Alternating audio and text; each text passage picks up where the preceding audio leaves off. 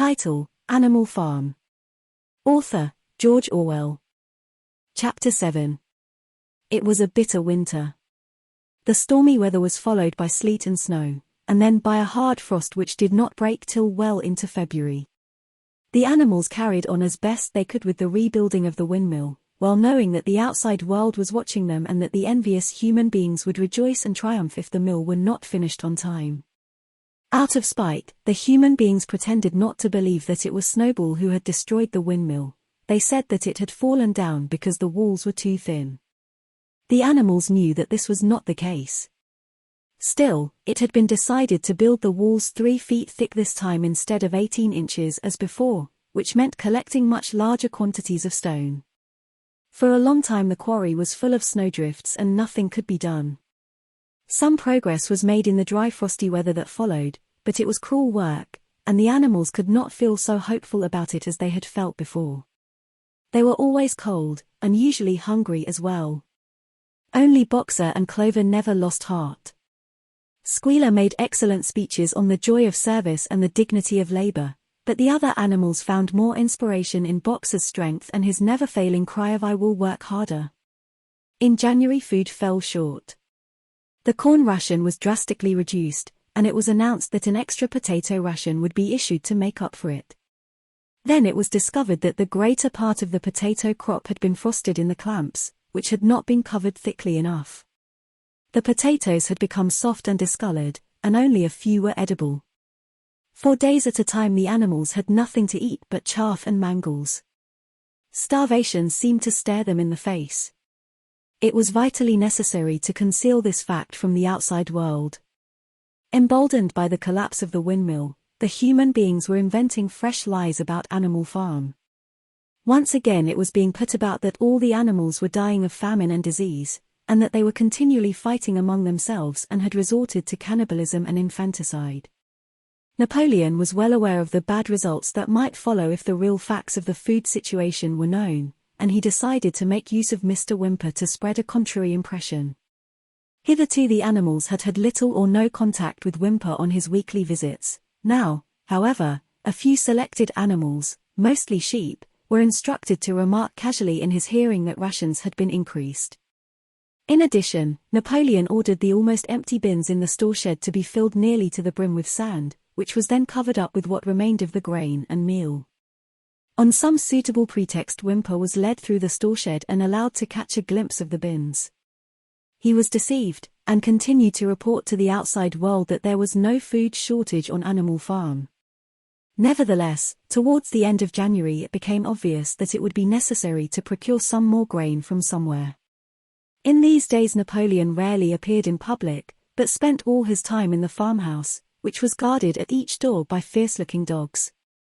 When he did emerge, it was in a ceremonial manner, with an escort of 6 dogs who closely surrounded him and growled if anyone came too near. Frequently he did not even appear on Sunday mornings, but issued his orders through one of the other pigs, usually Squealer. One Sunday morning Squealer announced that the hens, who had just come in to lay again, must surrender their eggs. Napoleon had accepted, through Whymper, a contract for 400 eggs a week. The price of these would pay for enough grain and meal to keep the farm going till summer came on and conditions were easier. When the hens heard this, they raised a terrible outcry. They had been warned earlier that this sacrifice might be necessary, but had not believed that it would really happen. They were just getting their clutches ready for the spring sitting, and they protested that to take the eggs away now was murder. For the first time since the expulsion of Jones, there was something resembling a rebellion. Led by 3 young black Minorca pullets, the hens made a determined effort to thwart Napoleon's wishes. Their method was to fly up to the rafters and there lay their eggs, which smashed to pieces on the floor.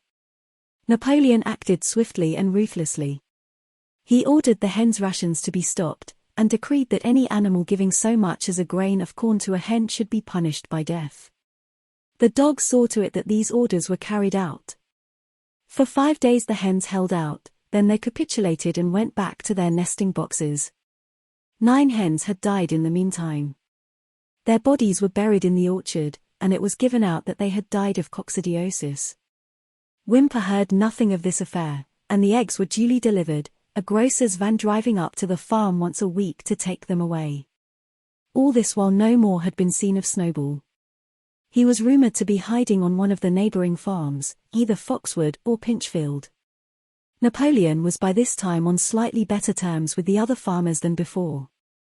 It happened that there was in the yard a pile of timber which had been stacked there 10 years earlier when a beech spinney was cleared. It was well seasoned, and Whymper had advised Napoleon to sell it.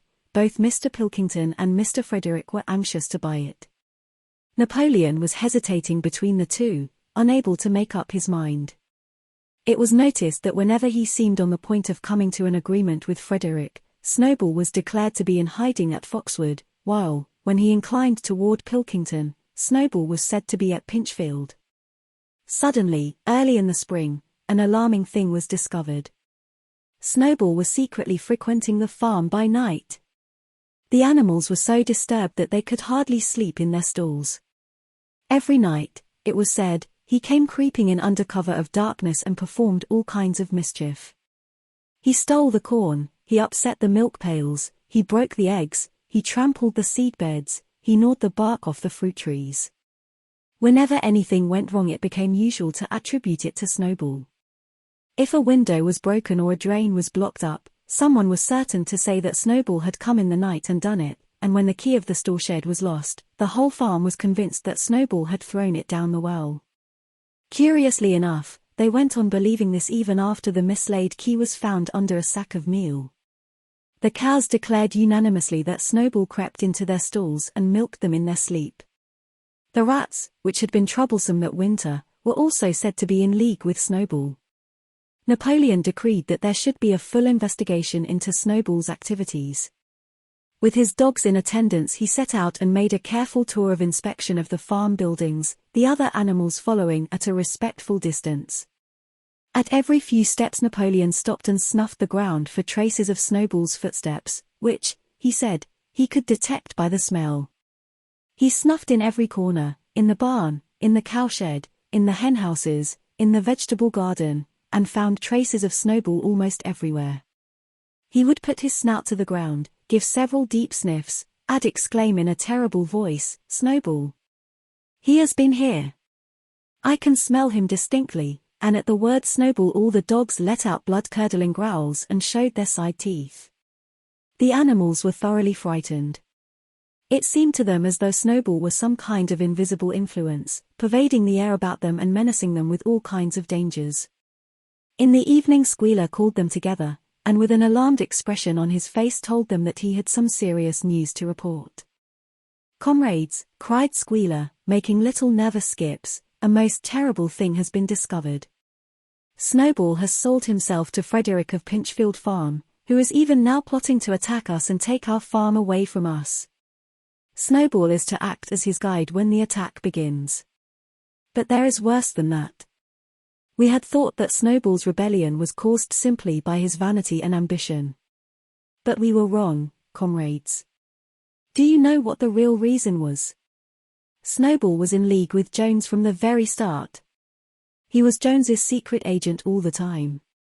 It has all been proved by documents which he left behind him and which we have only just discovered. To my mind this explains a great deal, comrades. Did we not see for ourselves how he attempted, fortunately without success, to get us defeated and destroyed at the Battle of the Cowshed? The animals were stupefied. This was a wickedness far outdoing Snowball's destruction of the windmill. But it was some minutes before they could fully take it in. They all remembered, or thought they remembered, how they had seen Snowball charging ahead of them at the Battle of the Cowshed, how he had rallied and encouraged them at every turn, and how he had not paused for an instant even when the pellets from Jones's gun had wounded his back. At first it was a little difficult to see how this fitted in with his being on Jones's side. Even Boxer, who seldom asked questions, was puzzled. He lay down, tucked his forehoofs beneath him, shut his eyes, and with a hard effort managed to formulate his thoughts. "I do not believe that," he said. "Snowball fought bravely at the Battle of the Cowshed. I saw him myself. Did we not give him Animal Hero, First Class, immediately afterwards? That was our mistake, comrade. For we know now it is all written down in the secret documents that we have found that in reality he was trying to lure us to our doom. But he was wounded, said Boxer. We all saw him running with blood. That was part of the arrangement, cried Squealer. Jones's shot only grazed him. I could show you this in his own writing, if you were able to read it. The plot was for Snowball, at the critical moment, to give the signal for flight and leave the field to the enemy. And he very nearly succeeded. I will even say, comrades, he would have succeeded if it had not been for our heroic leader, Comrade Napoleon. Do you not remember how, just at the moment when Jones and his men had got inside the yard, Snowball suddenly turned and fled, and many animals followed him? And do you not remember, too, that it was just at that moment, when panic was spreading and all seemed lost, that Comrade Napoleon sprang forward with a cry of death to humanity, and sank his teeth in Jones's leg? Surely you remember that, comrades, exclaimed Squealer, frisking from side to side. Now when Squealer described the scene so graphically, it seemed to the animals that they did remember it. At any rate, they remembered that at the critical moment of the battle Snowball had turned to flee.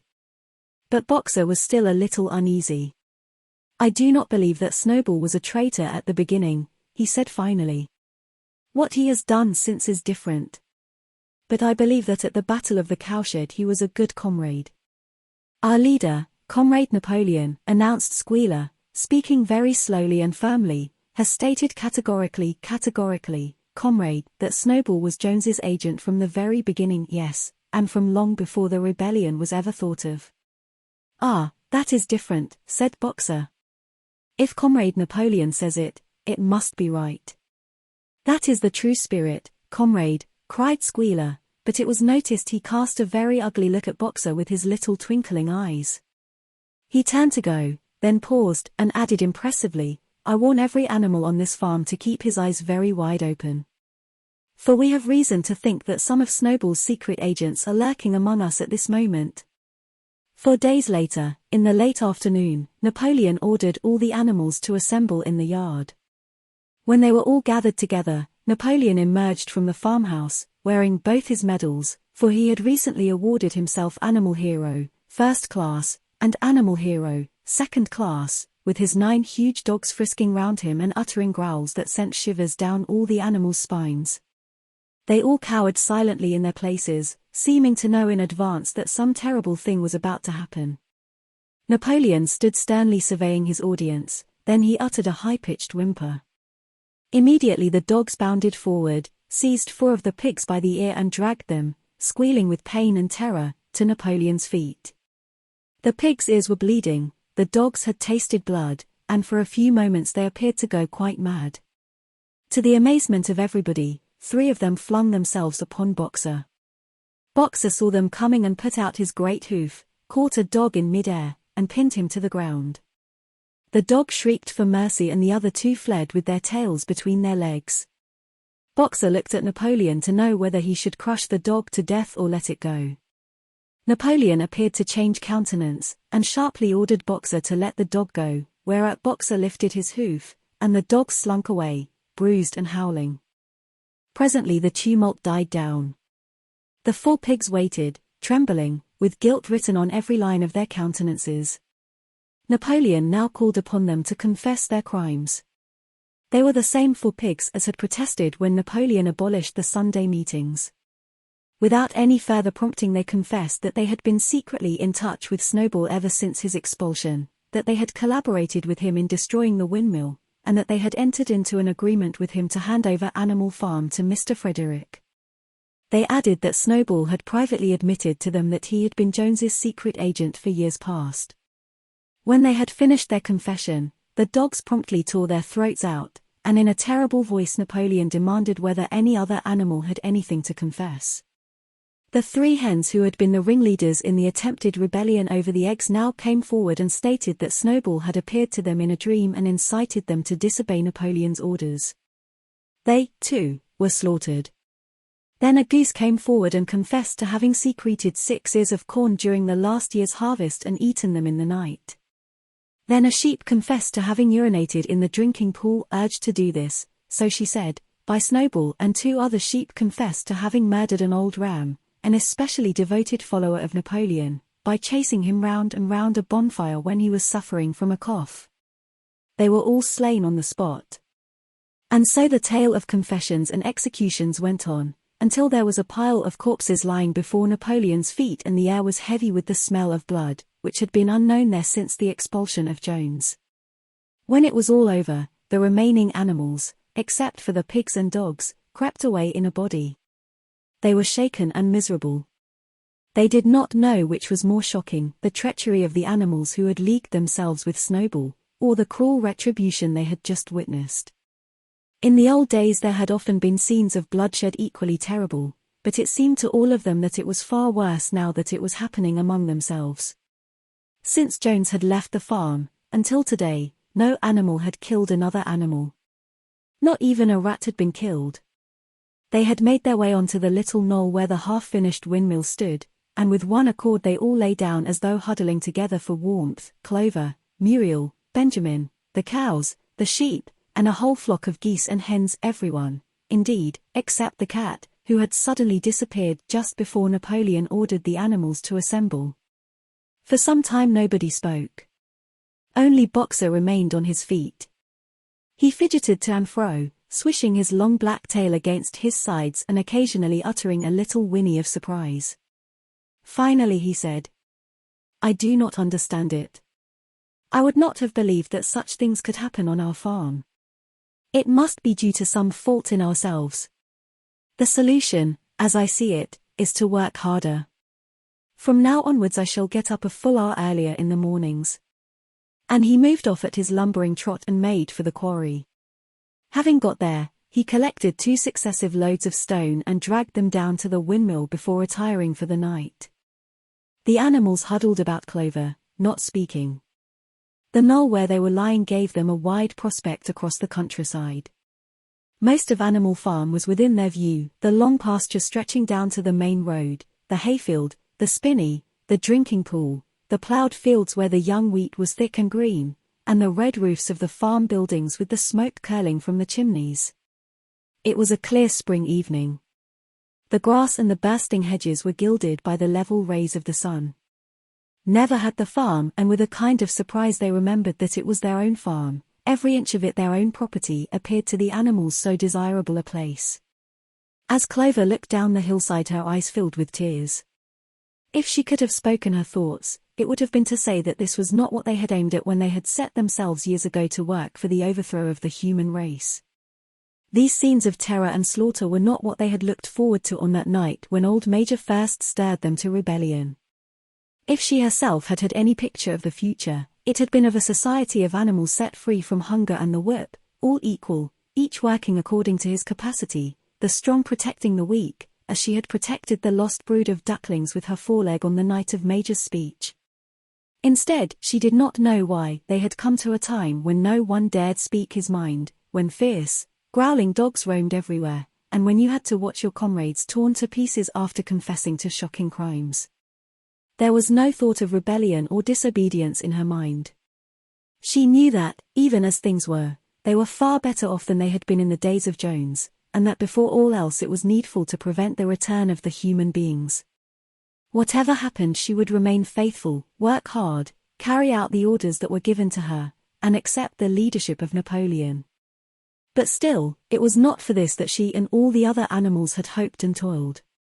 It was not for this that they had built the windmill and faced the bullets of Jones's gun. Such were her thoughts, though she lacked the words to express them.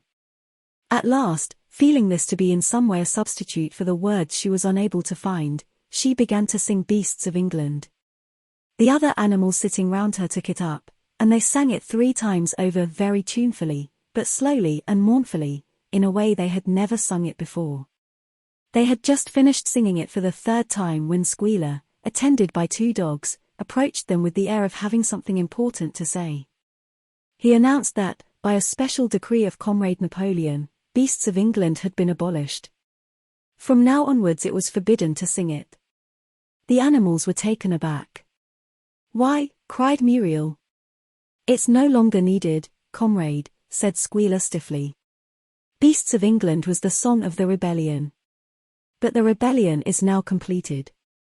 The execution of the traitors this afternoon was the final act. The enemy, both external and internal, has been defeated. In Beasts of England we expressed our longing for a better society in days to come.